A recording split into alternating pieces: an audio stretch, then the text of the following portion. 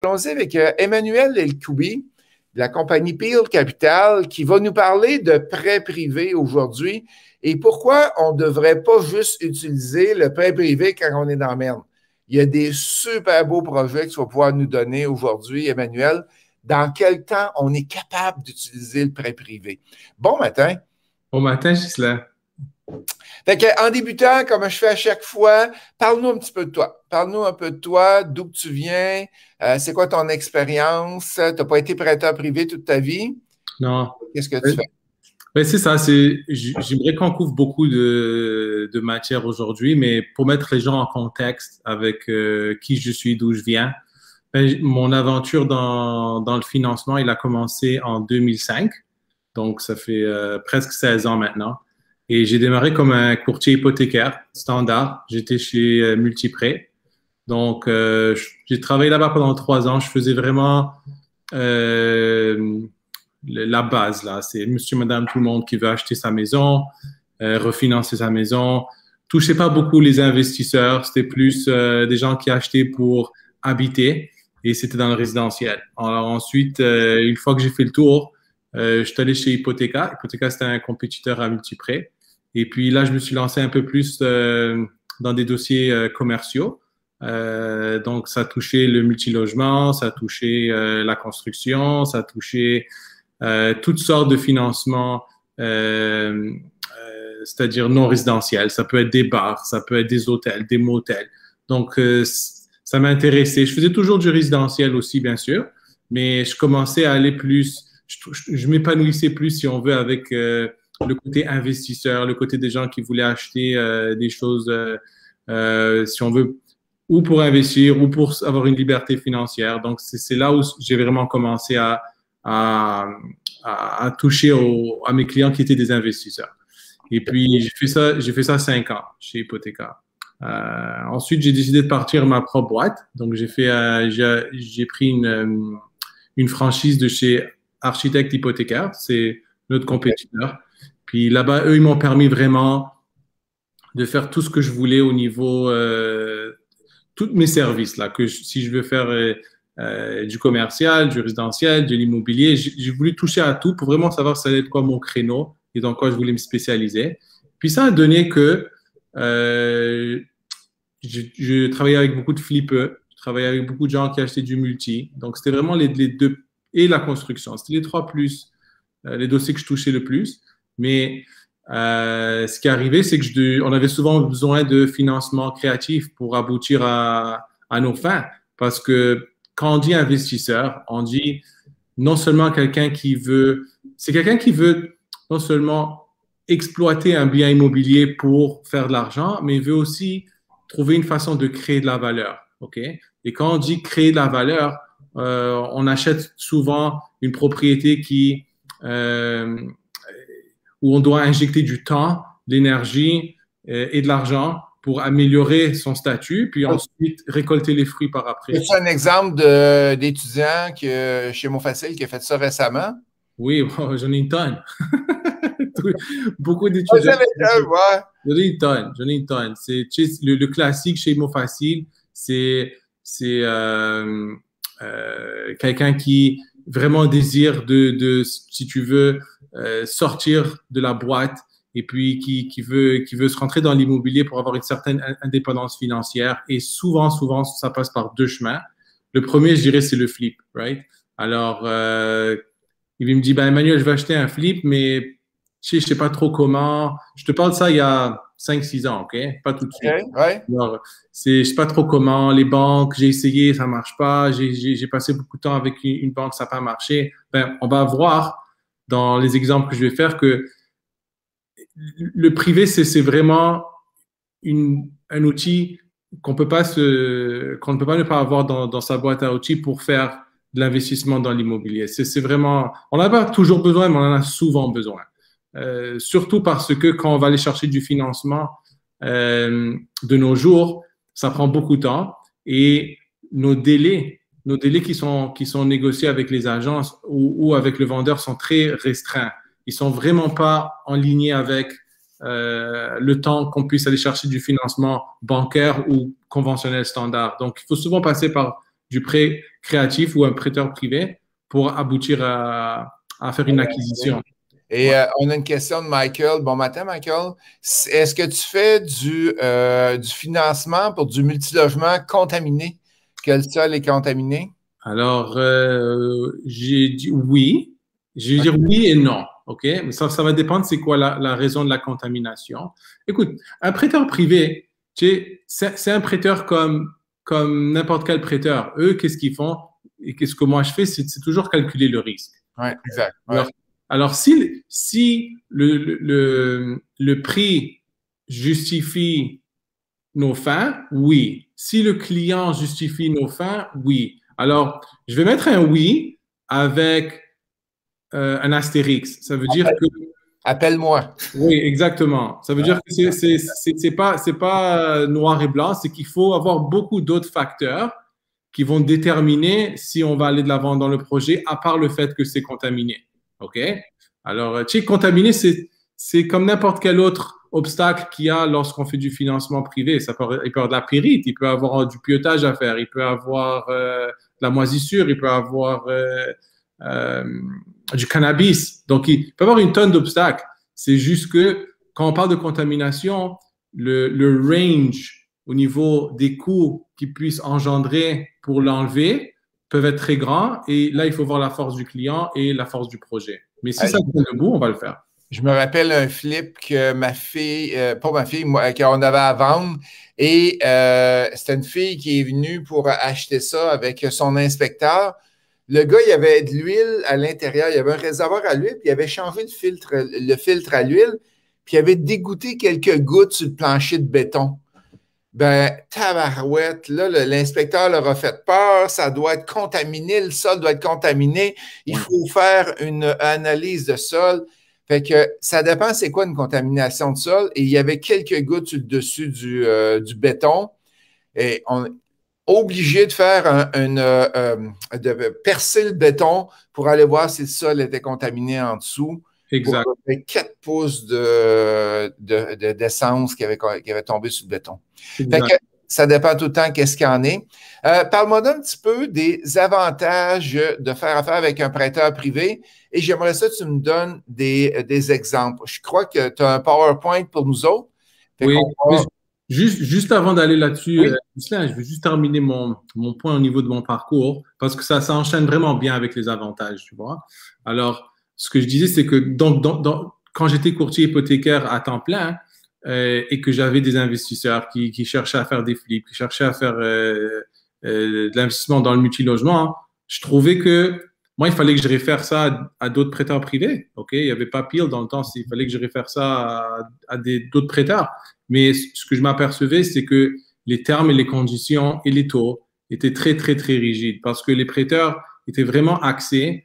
C'est-à-dire leur clientèle était vraiment des gens qui étaient à des taux de délinquance très élevés. Ok, alors quelqu'un qui n'a pas un bon crédit, quelqu'un qui a besoin qui a fait faillite, quelqu'un qui a eu une bad luck, puis vraiment là il est mal pris, tu sais, il paye pas son hypothèque à temps. Donc c'est vraiment des situations que les prêteurs standards ne veulent pas embarquer là-dedans. Puis c'est ça ce que eux ils ramassaient. Tu vois, tant qu'il y avait de l'équité, si on veut, dans la propriété. C'était leur seul critère. Donc, ils pouvaient aller charger n'importe quel taux, n'importe quelle condition. Je l'ai dit une fois, c'est un peu comme le Far West, hein, le prêt privé. Il n'y a pas vraiment de légifération en ce moment. Il n'y a pas vraiment si tu veux, il n'y a pas un body qui va les contrôler. Ok, donc ça peut être des individus, ça peut être des compagnies de longue date, ça peut être n'importe qui veut prêter, right? Donc, il va aller avec ses règles, puis il n'y a pas vraiment pas vraiment une façon de contrôler ça, right? Alors, c'est pour ça que j'ai voulu démarrer Peel. Et Peel, ça a été, si tu veux, un produit de ces frustrations-là. Ça a été de monter un fonds qui était vraiment spécifique pour des investisseurs et qui était capable de, si tu veux, subvenir à leurs besoins en termes de prêts, ponts, rapides, flexibles, pas trop chers. Tu vois? Parce qu'on s'entend, les investisseurs, c'est des gens qui ont des bonnes situations, c'est des gens qui souvent ont du bon crédit, ont de l'argent et ils ont des bons projets. Donc, on ne va pas se limiter au fait que la propriété a un problème pour ne pas la financer. C'est là où les banques, tu sais, les banques traditionnelles, les prêteurs traditionnels, ils vont regarder trois choses quand ils vont te prêter. Ils vont regarder bien sûr ton crédit, ta capacité de rembourser, et puis l'état de la propriété. Puis s'il y a une des choses qui flanche là-dedans, ben, ils vont passer leur tour. Il y aura quelqu'un d'autre. C'est pour ça que les prêteurs privés existent. C'est pour être capable de financer quand il n'y a pas ces situations-là. OK, parfait. Fait qu'on y va avec les avantages? Oui. Alors, est-ce que tu vois bien mon top 5 là? Il y en a beaucoup, mais j'en ai mis le top 5. Vas-y avec ça. Je vais changer l'affichage. Oui. Je pourrais plus te parler. Fait que je veux juste. Fait que vas-y avec les avantages et les inconvénients, s'il te plaît. OK. Alors, dans le privé, on peut utiliser le privé pour beaucoup de choses. OK? Mais j'ai essayé de limiter mes avantages à vraiment tu sais, les gens qui changent chez Imo Facile, qui commencent, qui apprennent, qui ont de l'expérience, tu sais, ce bassin-là d'investisseurs. Et je dirais que c'est plus pour les gens qui vont flipper des propriétés et des gens qui vont acheter et optimiser des multilogements pour bâtir un parc. Alors, souvent, le parcours, ça va être que je vois, ben, je veux faire des flips pour essayer pour essayer amasser du capital. Puis ensuite, une fois que j'amasse du capital, je vais être capable d'aller puis acheter des multilogements puis bâtir mon parc. Tu vois, c'est souvent ça le cheminement. Donc, quand on parle de flip ou quand on parle de n'importe quelle acquisition, on veut faciliter les négociations lors du processus d'un achat d'une propriété. OK? Puis, comment est-ce qu'un privé il peut faciliter la négociation? Ben, quand toi, tu travailles avec un agent ou tu travailles avec un vendeur, une des conditions qui est la plus importante, une des plus importantes lorsque tu fais ta négociation, c'est être capable de prouver que tu peux acheter la propriété, que ce soit par le biais d'un financement chez une banque ou pour prouver que tu as l'argent. OK? Alors, c'est là où un prêteur privé peut aider parce que nous, on peut toujours, lorsqu'on préqualifie un client et puis on décide d'avancer avec, eh ben, on peut démontrer au vendeur qu'on veut travailler avec l'investisseur, qu'on a les fonds pour le financement de cette propriété et donc faciliter, si on veut, la négociation. Si moi, je me mets à la place d'un vendeur motivé qui a une propriété puis il veut s'en débarrasser, souvent dans un flip, ça va être une succession. Je vais souvent voir ça. Une succession où des personnes âgées qui veulent vendre et puis ils veulent, si tu veux, réduire leur logement ou aller ailleurs, peu importe. Donc, dans ces situations-là, où on a plusieurs acheteurs qui cognent à la porte, nous, on veut être capable de démontrer qu'on est un acheteur fort, qu'on a les sous et puis qu'on ne va pas traîner, si on veut, la transaction pendant 2 semaines, 3 semaines pour essayer d'avoir notre financement quand il y en a 10 autres qui cognent à la porte. Right? Alors ça, c'est super important. Alors, ça, c'est un gros avantage pour un prêteur privé d'être capable de faire ça pour ses clients, c'est-à-dire de prouver qu'il a les sous et puis qu'on puisse aller de l'avant avec l'acquisition. Termes et conditions d'emprunt, je vais aller au deuxième. Termes et conditions d'emprunt sont plus flexibles. Alors, on s'entend, quand on parle quand on regarde, si tu veux, un prêt, l'obtention d'un prêt bancaire standard, alors c'est les 3 choses que j'ai mentionnées plus tôt. Il faut non seulement être capable de prouver que la propriété est un bon gage pour la banque, OK? Alors, ça veut dire qu'elle est en bon état, si on veut. Aussi, il faut qu'on ait du bon crédit et il faut aussi on peut prouver qu'on peut aller chercher qu'on peut payer l'hypothèque à tous les mois. C'est ce qu'on appelle ça m'échappe, mais c'est ce qu'on appelle la capacité d'emprunter, OK?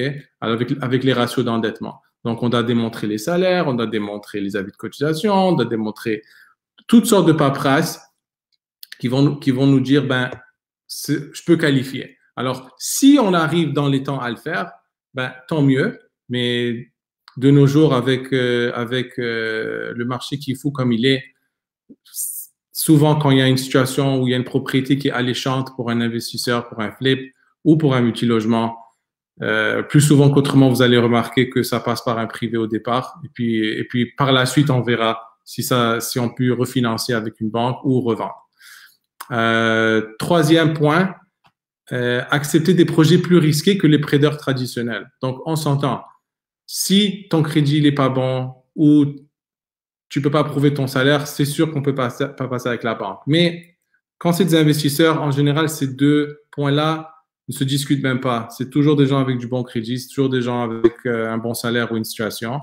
Mais ce qui flanche souvent avec la banque, c'est que la propriété, elle est considérée pas un bon gage. C'est ça le terme qu'ils utilisent. Quand je dis pas un bon gage, c'est-à-dire qu'elle n'est pas en bon standing. Il y a un toit qui fait défaut, il y a de la périte, il y a de la moisissure, il y a des problèmes de fondation, ça a été délaissé, peu importe. C'est toutes des situations que quand ils vont envoyer leur évaluateur, ça va lever des drapeaux, puis ça va dire cette propriété, on ne voudrait pas vraiment la financer. Alors, souvent, ils vont s'éterniser avec d'autres paperasses pour pas faire le dossier, ou ils vont juste dire, ben, tu sais, on va pas aller de l'avant avec cette propriété. Souvent, quand tu achètes un flip ou un multilogement qui est en détresse, parce que qui dit investisseur dit souvent création de valeur, donc c'est des propriétés qui sont en détresse. Souvent, l'offre d'achat, elle est faite sans garantie légale. OK? Puis quand on dit sans garantie légale, la banque traditionnelle, automatiquement, elle va te demander le rapport d'inspection. OK? Puis si dans le rapport d'inspection, on s'aperçoit une liste d'épicerie de choses qu'il y a à réparer, ton deal, il est flashé directement. Donc, prêteur privé, lui, il va pas s'acharner sur les problèmes. Il va plus regarder avec qui il a affaire et puis c'est quoi les travaux qu'il y a à faire dans la propriété, c'est quoi le prix qu'on achète, c'est quoi les comparables qu'on va revendre, puis c'est quoi les travaux qu'on veut faire. Donc, le prêteur, comme moi ou n'importe quel autre prêteur privé, on va vraiment regarder c'est quoi le risque au niveau du prix qu'on a acheté avec l'état qu'elle est. Et puis, selon les rénovations qu'on veut faire, on fait nos calculs, puis on fait des projections. Puis, si la personne, le projet tient debout avec les comparables vendus, go for it. Alors c'est ça. Donc, quand on parle de plus risqué, ça peut être n'importe quoi qui ne va pas bien avec la propriété. OK?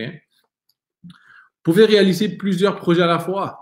Right? Alors, j'ai parlé il n'y a pas longtemps de la capacité d'emprunter. On s'entend avec les banques, les prêteurs traditionnels, on va toujours regarder les ratios d'endettement, la BD, la TD, pour ceux qui savent c'est quoi. On va regarder ton crédit. Donc, avec ton salaire, tu vas seulement être capable d'être approuvé pour 1 ou 2 projets, peut-être maximum à la fois. OK? Mais avec un prêteur privé, il n'y a pas les ratios d'endettement. Donc, tu peux faire 3, 4, 5 dossiers en même temps. Si on voit que, si tu penses que tu es capable de les mener à bon port, le prêteur privé, il va être un super bon outil à être capable de financer plusieurs projets à la fois. OK? Et pas être limité à un, puis un autre, rien que parce que tu n'es pas capable de qualifier pour un avec la banque. OK?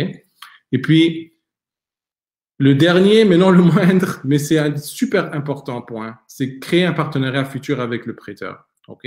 Alors, tu sais, les prêteurs qui sont comme moi, qui sont axés plus vers les investisseurs, on va des deals toute la journée.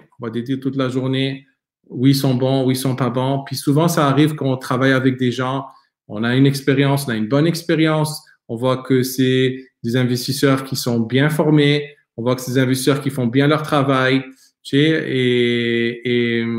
et puis je me gêne pas pour le dire, il y a plusieurs clients de ImoFacil qui sont devenus des partners, qui sont devenus des gens avec qui j'ai vraiment été surpris de leur façon de travailler. Et puis, on voit les succès un après l'autre. Et puis, à la fin, un prêteur, il peut aussi devenir un partner, quelqu'un qui va vouloir embarquer dans le projet avec, d'une façon ou d'une autre. C'est jamais le même deal.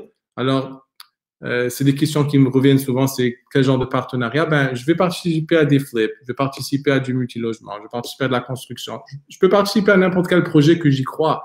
Si on arrive à trouver une façon de marier les besoins du client puis le rendement qu'on puisse avoir. Donc, si on peut trouver des prêteurs qui ont une vision et puis qu'à long terme, on est non seulement capable de financer, mais aussi de participer dans des deals, Ça n'a pas de prix, ça. C'est super bon.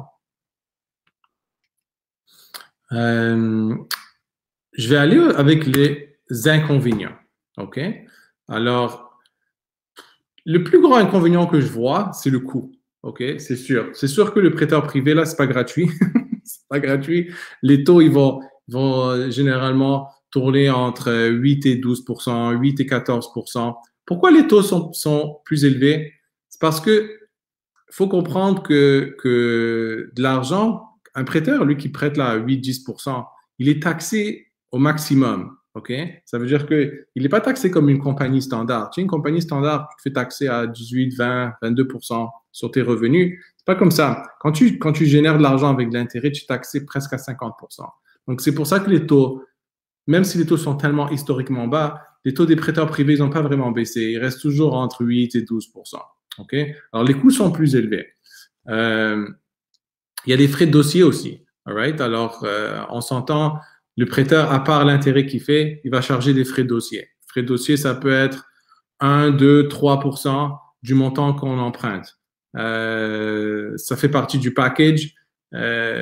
Pourquoi ils vont charger des frais de dossier? Ben, d'abord parce que ça complémente les revenus qu'on peut aller chercher sur les intérêts aussi, mais que souvent les prêts sont de courte durée. Okay? Quand des prêts sont de 6 mois, 3 mois, il faut comprendre que c'est une business. Donc, si on va emprunter 500 000 $ pour 4 mois, il faut faire un peu d'argent quelque part. Donc, c'est pour ça qu'il y a des frais de dossier.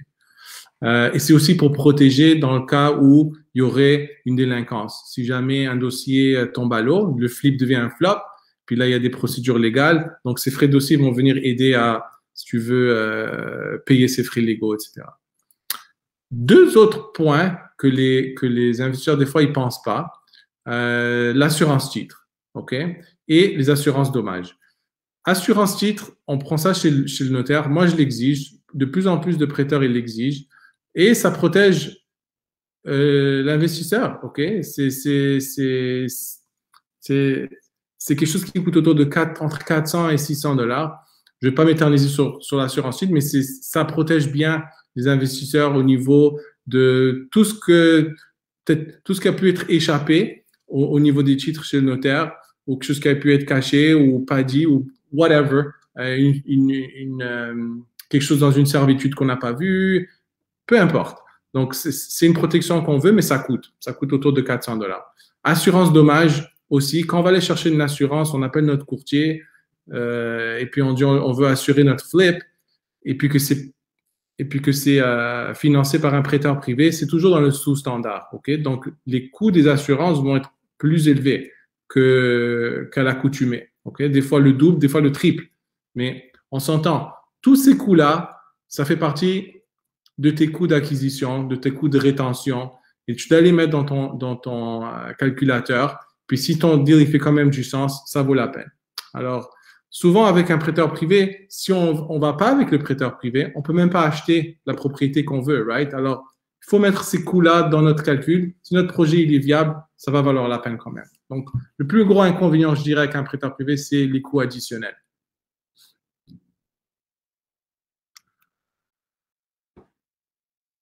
Est-ce que tu as d'autres questions? Non, ça va très bien. Donc, ça va très bien. Et quel type de projet que tu peux faire avec nous autres? Est-ce que c'est des projets hyper risqués ou tu as des projets de financement un peu plus ordinaires? OK.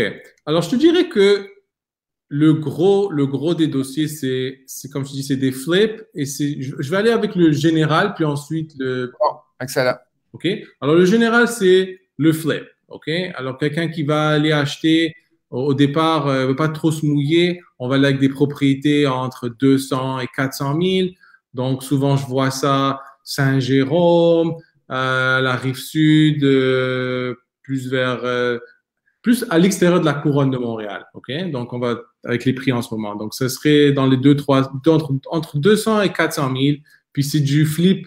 C'est des rénovations légères. OK? Quand je dis rénovation légère, souvent, je vois que le coût des rénovations, ils ne vont pas dépasser 15-20% du coût d'acquisition. OK? Donc, ça va être vraiment de l'esthétique, right? Ça va être de la cuisine, des salles de bain, vraiment mettre au goût du jour si on veut. Peut-être arranger quelques petits problèmes à droite, à gauche, mais c'est vraiment trouver une propriété qui n'est pas au goût du jour, la mettre au goût du jour et la revendre et faire un profit. Ça, c'est le flip standard au départ que je vois. Que tu vois plus. Et le deuxième type que tu fais le plus? Alors ensuite, dans les flips, si tu veux, il y a comme, on va voir comme une ascension de l'investisseur, right? Ouais. Donc, on va voir, il va aller du flip standard une fois qu'il est, on voit souvent que les gens qui sont bien formés chez Immo Facile, on va voir que leurs aptitudes vont beaucoup plus loin que le petit flip qu'ils vont faire au départ. Mais pour pas trop se mouiller, puis comme si tu veux démarrer la machine, right? Démarrer la machine, ils vont aller faire des petits flips comme ça esthétiques pour aller chercher leur équipe, tester leur équipe, right? Ils vont tester leur plombier, tester leur électricien, etc., tout leur corps de métier pour voir s'ils sont fiables et ils peuvent vraiment livrer la marchandise. Puis une fois qu'ils ont fait cet accomplissement-là, mais là, ils vont aller chercher un dossier un peu plus complexe, que ce soit une maison qui soit un peu plus grosse ou qui a besoin un peu plus de réno ou qui a un problème, right? Alors, on a parlé de problèmes. À la Rive-Sud, j'en vois plein de pérites. J'en ai fait plein de dossiers avec la périte. Je vois plein de dossiers dans Montréal avec du pieutage. On a fait plein de dossiers avec du pieutage. Mais quand tu commences, quelqu'un quand tu vas chez un prêteur puis tu dis il y a un 30 000, un 40 000 $ de pieutage, il faut que tu aies de l'expérience. C'est rare ceux qui vont aller d'entrée de jeu. Des fois, on va avoir des ingénieurs. Souvent, je vois des ingénieurs qui sont très doués et puis eux, ça leur fait pas peur, ce genre de choses-là. Mais en général, ça va être un crescendo jusqu'à, si tu veux, un dossier de construction. OK? Donc, on va aller de A à Z. Puis, ça va être, j'achète un terrain, je vais me construire 4-8 plex, et puis, let's go, Manny, finance-moi ça. OK?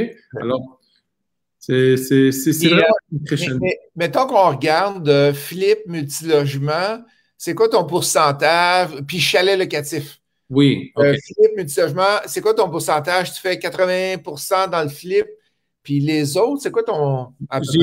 Si tu veux un pourcentage du nombre de dossiers? Oui, il y a un nombre, oui. Ouais, je vais dire que c'est comme 70% flip.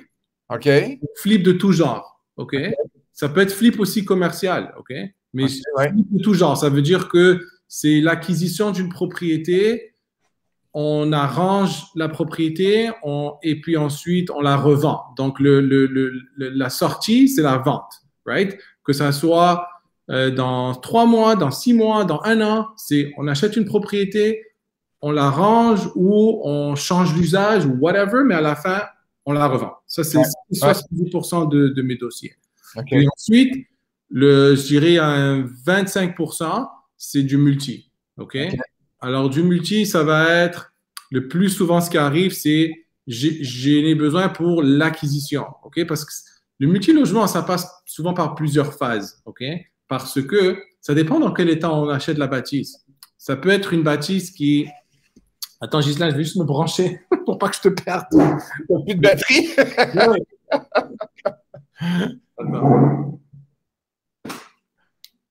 Voilà. Tu me vois toujours? Oui, tout va bien.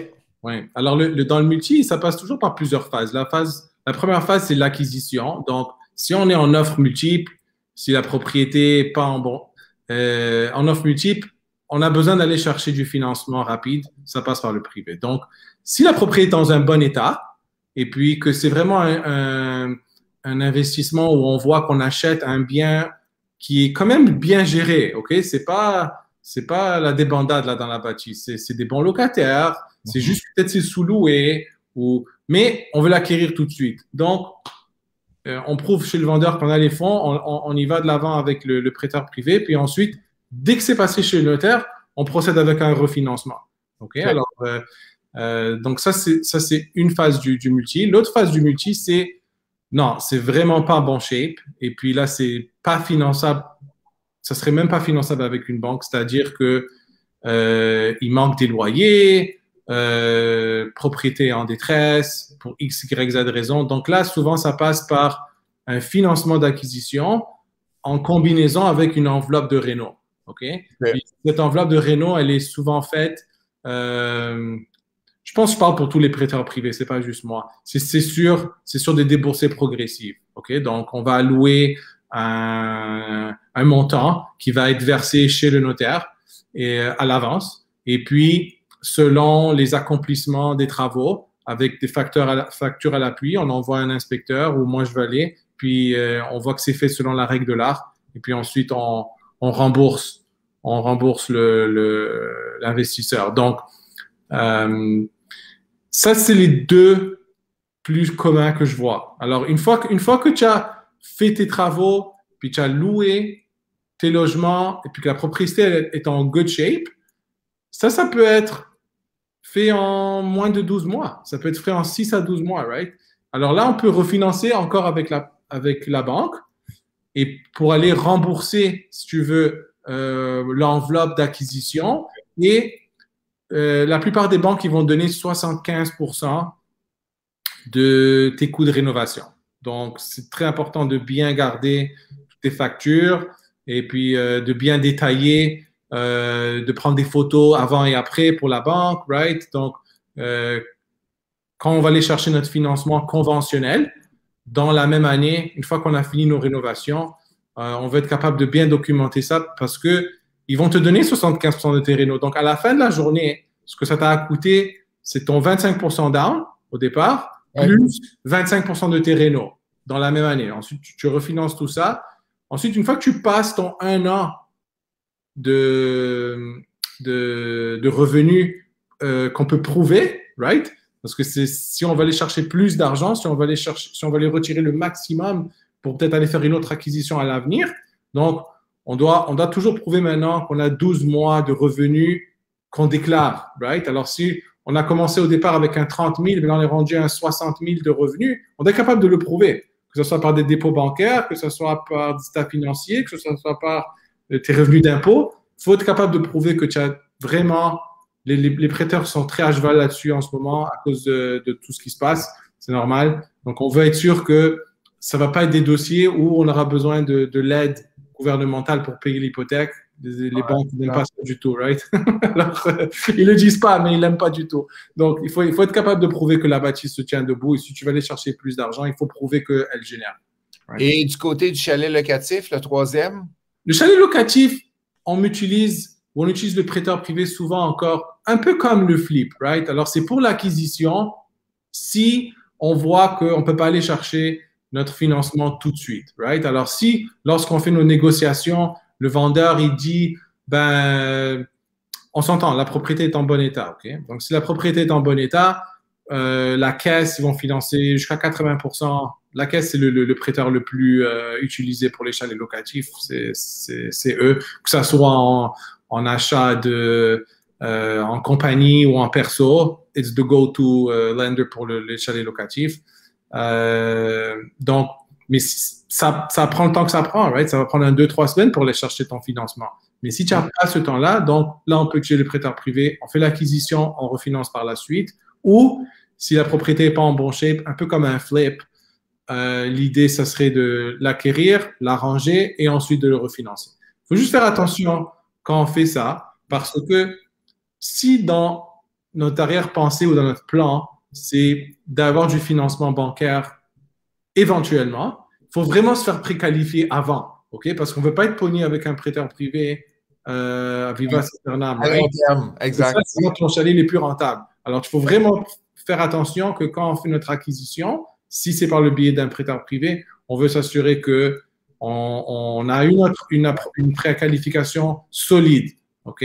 Puis on sait qu'on peut qualifier lors de notre financement. Parfait, excellent.